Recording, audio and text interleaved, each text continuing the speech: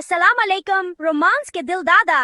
आज मैं एक ऐसी कहानी लेकर आया हूँ जो आपके दिल को धड़का देगा और आपकी आंखों को चमका देगी। ये कहानी है आयान और ज़ोविया की। दवाए सीरो हैं जो कभी एक दूसरे से नहीं मिले लेकिन जिनके दिल एक दूसरे को गहराई से जानते थे।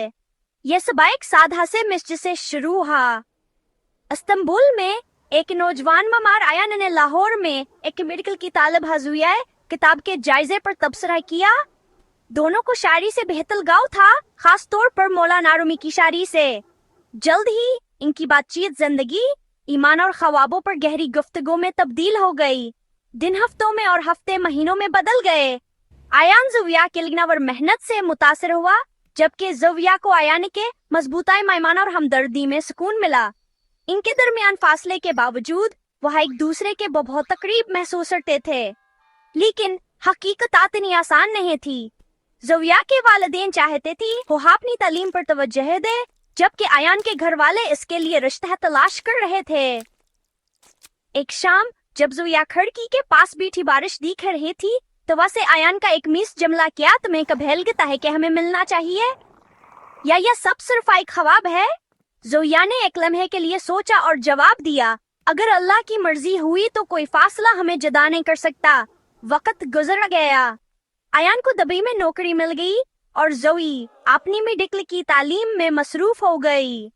उनके मैसेजेस कम हो गए, लेकिन आए एक दूसरे के लिए इनके दाएं कभी खत्म नहीं हुई। फिर एक दिन ज़ोविया को इस्तांबुल में एक मेडिकल कॉन्फ्रेंस में शिरकत करना पड़ी। जैसे ही वह तारीखी गलियों में घूम रही थी, इसने आयान के बारे में सोचा। क्या वह अभी भी यहाँ है? क्या वह बबियास के बारे में सोचता है?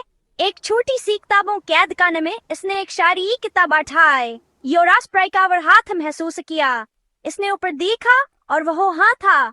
आयान लम्हे खामोशी में गुजर गए। बरसों की हिसरत और नाकीदाएं लम्हों में समा गईं। आयान ने आस्तगी से कहा, तुम यहाँ हो। ज़ोविया की आंखों में आंसू चमकाटे जब वो मुस्कुराई। मैंने तुमसे कहा था, कोई फासला हमें जुदा नहीं कर सकता। और बस ऐसे ही जो कभी सितारों में लिखा था, वो उनके सामने हकीकत में खड़ा था। देखने का शुक्रिया, और याद रखें, सच्ची मोहब्बत की कोई हद नहीं होती। मिलते हैं अगली बार।